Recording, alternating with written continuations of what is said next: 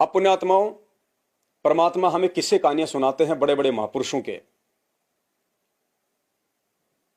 और उस समय जब परमात्मा आए थे 650 साल पहले, तो विचार करना पुण्यात्माओं, ये विचार करने के लिए ही भगवान ने हमारे को सत्संग दिए, चिंतन मनन करने के लिए मानव शरीर और ये बुद्धि दी है और ये तत्व ज्ञान दिया है। उसके बाद भी यदि हम उनके सत्संगों पे चिंतन मनन नहीं करेंगे तो जिंदगी में हम उनके मिशन को नहीं समझ पाएंगे, हम भगत नहीं बन पाएंगे। परमेश्वर ने कहा कि सत्संग सुन लेने मात्र से भला नहीं होगा, इस कान से सुने इस कान से निकाल दिए, अमल तुमने किया नहीं, 2 कौड़ी का फायदा नहीं। सत्संग चाहे आधा घंटा सुनो, चाहे 1 घंटा सुनो, चाहे 5 मिनट सुनो, सुनने के बाद में गुरुदेव के वचनों पे चिंतन मनन करो कि परमात्मा इस सत्संग में कहना क्या चाह रहे हैं, परमात्मा हमें क्या समझाना चाह रहे हैं। तब पुण्यात्माओं हम इस भक्ति मार्ग पे सफल हो पाएंगे। तो 650 साल पहले वो समय याद कर लो और आज का समय याद कर लो। आज विज्ञान अपनी चरम सीमा पे है। 650 साल पहले परमात्मा ने जगह जगह प्रकट होकर आत्माओं को जोड़ा, उनको अपना नाम दिया, और नाम देने के बाद में पुण्यात्माओं उन आत्माओं को सत्संग सुनने का साल साल भर तक मौका नहीं मिलता था, क्योंकि मोबाइल नहीं थे उस समय, टीवी नहीं थे जो मेमोरी कार्ड किसी ने भर के दे दिए होंगे और वो आदमी रोज अपना वो सत्संग सुन लेता। ना कोई आरतियां करता था उस समय, क्योंकि इतनी बड़ी बड़ी आरतियां आज भी हमारे को याद नहीं है, और उस समय एक बार में कहां से हो जाएंगी याद। ना कोई पुस्तक छापने की कोई सुविधा थी, ना कोई मोबाइल था, ना कोई टीवी था उस समय। आरती भी नहीं करते थे वो भगत। सत्संग भी साल भर में कभी मौका मिलता था, उनको पता चलता था किसी के माध्यम से कि गुरुजी फला जगह आ रहे हैं, तब वो आत्माएं साल भर में कभी सत्संग सुनने जाती थी 1-2 दिन। ना वो आरती करते थे, ना वो जो है वो सत्संग सुन पाते थे। जो मंत्र दिए गए थे वो भी बेचारे टूटे फूटे किया करते थे, क्योंकि उनको समझाने वाला, उनको दृढ़ करने वाला आसपास में कोई भगत नहीं होता था, सात संगतियां नहीं थी उस समय। ऐसी स्थिति में पुण्यात्माओं परमात्मा ने हमारे को मंसूर की एक कथा बताई। मंसूर का एक गुरु था पहले, परमात्मा की शरण में आने से पहले नकली था, और मंसूर की कथा के माध्यम से परमात्मा देखो हमें क्या समझाना चाहेंगे, अगर हम समझ जाएं तो। नहीं तो हम कभी जिंदगी में भक्ति मार्ग पर सफल नहीं हो पाएंगे, और काल भगवान के द्वारा उन मर्यादा खंडित लोगों के माध्यम से ऐसे ही हमारे को गुमराह किया जाएगा, और हम गुमराह होते रहेंगे और अपना जीवन हम बर्बाद कर जाएंगे। परमात्मा उंगली पकड़ के नहीं समझाएगा कि बेटा ये लोग गलत हैं और ये तेरी मर्यादा तोड़वा रहे हैं। काल भगवान के साथ परमात्मा का एग्रीमेंट है। काल ने कहा था परमात्मा आप नीचे जाके सभी को सार्वजनिक तौर पे अपना ज्ञान देना, अलग से किसी को कोई कोचिंग मत देना। परमात्मा जो आपके ज्ञान को आधार बना ले, जो आपके ज्ञान को समझ जाए, मालिक आप उसी पे मेहर करना कि वो आत्मा सतलोक जाए, बाकियों को आप मेरे लिए छोड़ देना, वो मेरे जाल में रहेंगे। तो परमेश्वर अपने वचन का पक्का है, साध वचन पलटे नहीं, चाहे पलट जाए ब्रह्मांड। संत कभी अपने वचन को नहीं पलटता, जो वचन वो निकाल देता है। तो परमेश्वर ने काल को कहा कि तथास्तु, तेरी बात बिल्कुल सत्य होगी। जो मेरे ज्ञान को समझेगा, मेरे ज्ञान को आधार बनाएगा, उसी को मैं सतलोक लेके जाऊंगा, वही मेरी आत्मा होगी, उसी की मैं पल पल साथ रहूंगा, बाकी सब तेरा आहार होगा। तो आज परमात्मा जबरदस्ती किसी को बैठा के अलग से कोई जो है कोचिंग नहीं देता है। समान रूप से परमात्मा ने सत्संगों के माध्यम से सबको ज्ञान दिया है। तो मंसूर की परमात्मा ने हमारे को एक कथा सुनाई। मंसूर को नकली गुरु मिला हुआ था। पुण्यात्मा विचार करना इन पॉइंटों पे, रोते हैं गुरु जी सत्संग करते समय इन्हीं बातों को लेके कि नालायकों, वर्तमान में कलयुग की बिचली पीढ़ी, तुम्हारे को मैंने ये शिक्षा दे दी, दुनिया भर के शास्त्र पढ़ा दिए, 27 साल से रात दिन तुम्हारे को 5-5 घंटे रातों को जाग जाग के मैंने सत्संग किए, मैं मेरे कार्ड दे दिए तुम्हारे को मैंने सत्संगों के भर भर के, मोबाइल मैंने चलवा दिए तुम्हारे लिए, टीवी चैनल तुम्हारे जो है वो घर घर में लगवा दिए, भगत तुम्हारे आसपास मैंने पैदा कर दिए। कोई चीज समझ में नहीं आओ तो अपने भगत भाइयों से जाके पूछो। टीवी चैनलों पे मैंने सत्संग चलवा दिए। इतनी सुविधा परमात्मा ने, हर महीने में 2 बार अमावस्या और पूर्णिमा को बरवाड़ा में जो है वो सत्संग हुआ करते थे। इतनी सुविधा मैंने तुम्हें दे दी, उसके बावजूद भी तुम ज्ञान में मार खाओगे तो तुम कभी भी सतलोक जाने के लायक नहीं हो।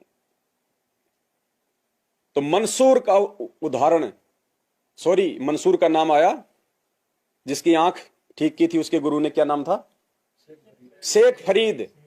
शेख फरीद का उदाहरण दे रहे हैं परमात्मा हमें, जो आज से 600 वर्ष पहले हुआ था। बाद में वो परमात्मा की शरण में आ गया था। उससे पहले जब वो एक नकली संत की शरण में था, गुरु भी असली नहीं मिला हुआ था उसको।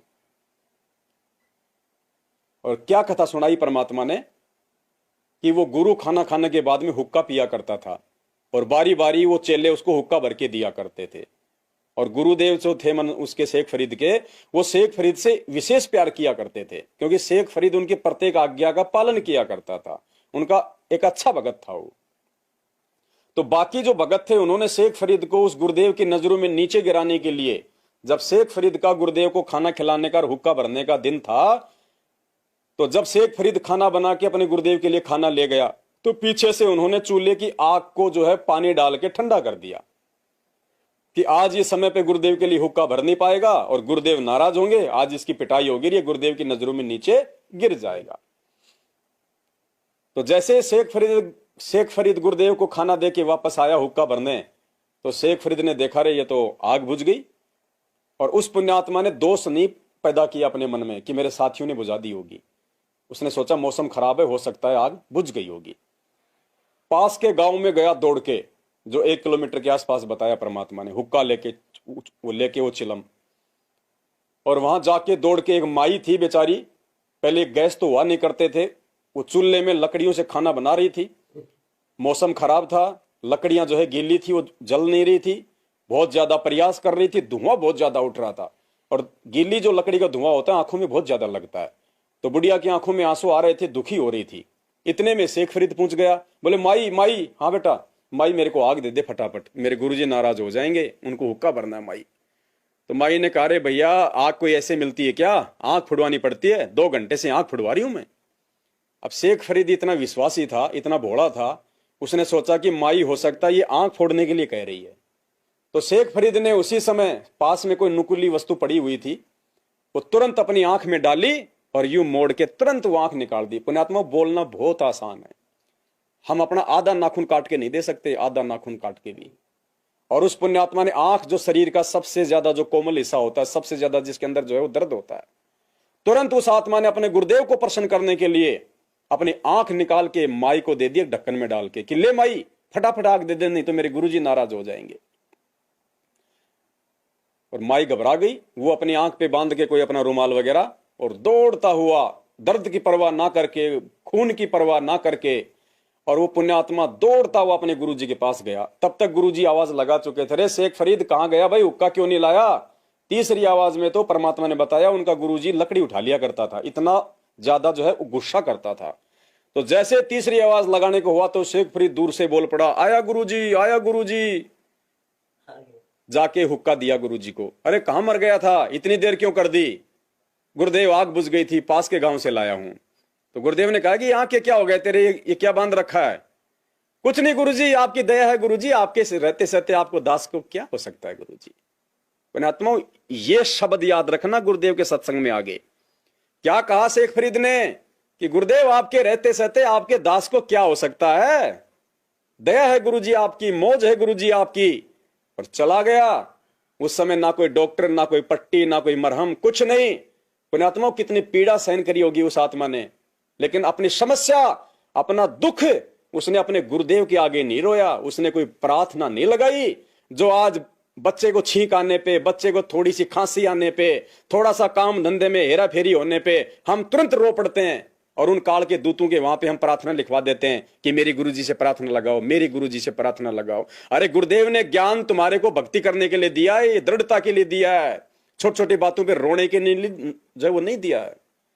सुनना पुण्यात्माओं सत्संग शेख फरीद का, और विचार करना कि हमसे उत्तम आत्मा वो शेख फरीद था, या उत्तम आत्मा आज वर्तमान में मानव जन्म प्राप्त करके, सच्चे भगवान को प्राप्त करके, और दिन रात 24 घंटे कान के मोबाइल लगा के सत्संग सुनते हैं हम, और फिर हम हरकतें कर रहे हैं उन आत्माओं से भी नीचे गिरी हुई।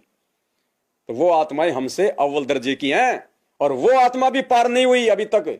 तो सोचो हमारा क्या नंबर आएगा ये हरकतें करते करते, ऐसी नादानियां दिखाते दिखाते। जिंदगी में सतलोक जाने का नंबर नहीं आएगा। हमने तो उन आत्माओं से भी सैकड़ों कदम आगे बढ़ना पड़ेगा। कहते हैं सतगुरु कबीर गुरु और गोरख चेला, फिर 9 खंड में वो रमे अमेल अकेला। अब कहने का भाव यह है कि परमात्मा का बच्चा था। सभी शेख फरीद ने वो संत भी एक ऐसा सिद्धि वाला संत गुरु बना लिया वो, और उसकी साधना करता था।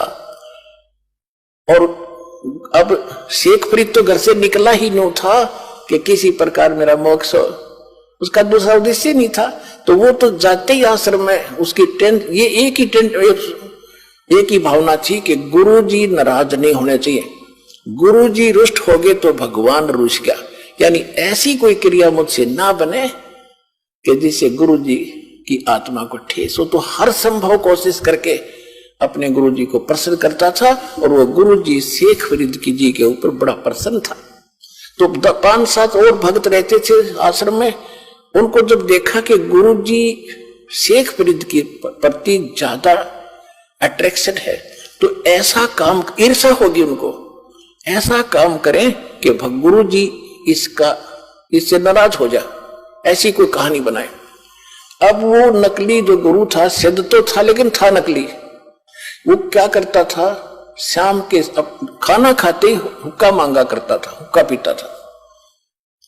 और उन्होंने क्या कर रखा था, संत जी ने सोचा ये आपस में झगड़ा वगड़ा ना करेंगे, सबकी सेवा बांट रखी थी कि एक दिन सेवा ये करेगा, रोटी भी बनाओगा, हुक्का भी पिलाओगा, सारे काम यही एक करेगा।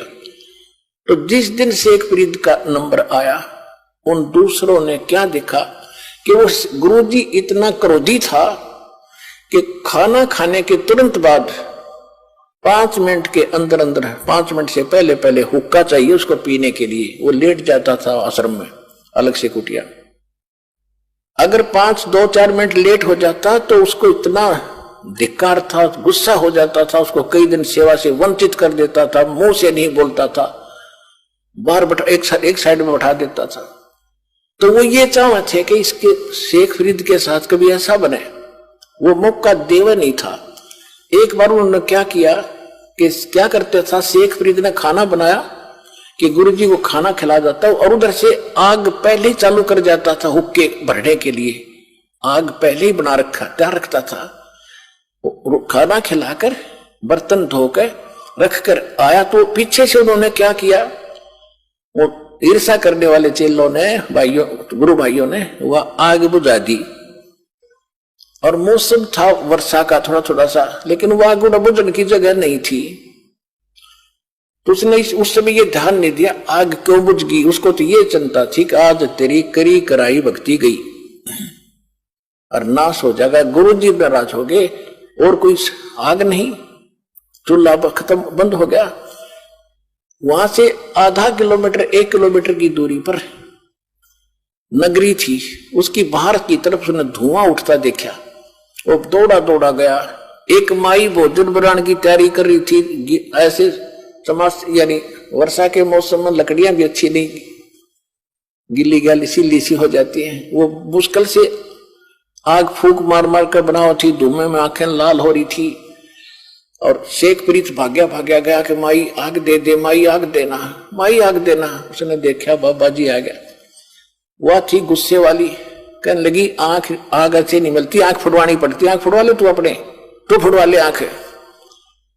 अब उसने सोचा भाई आग मिल जानी चाहिए, गुरु जी प्रसन्न हो, आंखें फुड़वा लूंगा। माई ले, वो चिमटा दे के आंख काट के कर दी, ले माई मैंने आग दे जल्दी, मेरे गुरु जी दुखी हो जाएंगे। और माई ने देखा तो उस बाबा का चेला है, गुस्से बता कह दी वाडर की कि वो तो शराब देगा, तेरा नाश होगा। उसने तो सारी आग निकाल दी जितनी बना रखी थी। धड्डे बाबा जी वो गाल के तो भाग लिया। उसने देखा कि आंख ताड़े छोड़ गई। अब रात होगी, रात न और जावे कैसे। उधर से लड़के ने अपना पल्ला बांध, एक आंख पर ऐसे कपड़ा बांध लिया, गिर लिया मुंड उसके ऊपर। और गुरुजी ने पहली आवाज दी थी, आश्रम में प्रवेश हुआ था, अरे शेख फरीद इतनी देर कैसे लगा दी हुक्के को। दूसरी आवाज जब दी रहे, कहां मर गया शेख तू, फरीद कहां मर गया। आया गुरुजी, आ गया गुरुजी। भाग दौड़ के हुक्का धर दिया चलम। हुक्का धर दिया तो देखा राग का क्या लग गया। आपकी दया है गुरुजी, कुछ नहीं लगा। वो भी कि मैं तो नाज का नसार कुछ फिर रोकेगा। वो गुरुजी तो पी के सो गया। वो सारी रात बेचारा जैसे दुखी सुखी रात काटी। माई ने रात नींद नहीं आई। वो तो सुबह उठते ही एक और सहेली को लेकर साथ में और उस आंख को लेकर गुरुजी के पास गई, संत के पास, और माफी मांगे, नाक रगड़े, मुझसे गलती होगी। माई ने सारी कहानी बताई। वो संत पूछा रे बात क्या है कि आपका चेला गया था, आग लेने गया था, मैं गुस्से में थी, मैंने कह दिया आंख फोड़ ले, आंख फूटने से आग मिलती है, आंख फुड़ा रखी मैंने तो भी फुड़वा ले। उसने सचमुच आंख निकाल कर दर दी, बाबा जी मैं तो घनी दुखी होगी, मेरे गलती होगी, माफ करो। तो उसने देखे कौन गया था कि पता नहीं, मैं नाम तो नहीं जानती। गुरुजी ने पूछा रे शेख था कल तो भाई, वो फरीद था, फरीद बोला सारे आगे। अब बेटा क्या हो गया, तेरी आंख को क्या तकलीफ होगी? हक आपके रहते गुरुजी, क्या हो गया मेरी आंख को? कुछ नहीं होना, ये माटी आपकी है, शरीर आपका दाता, आपके नियमत लगे। पुण्यात्मा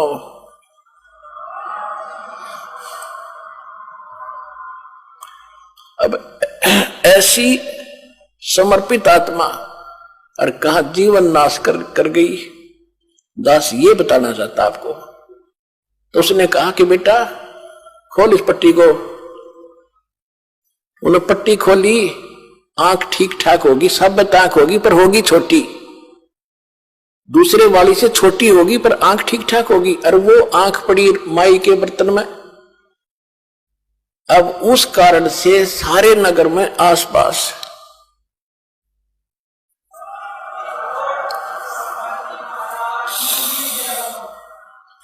उस बाबा जी की, उस नकली संत की सिद्धि के कारण इतनी महिमा होगी, वे पूछो मत, संत हो तो ऐसा हो।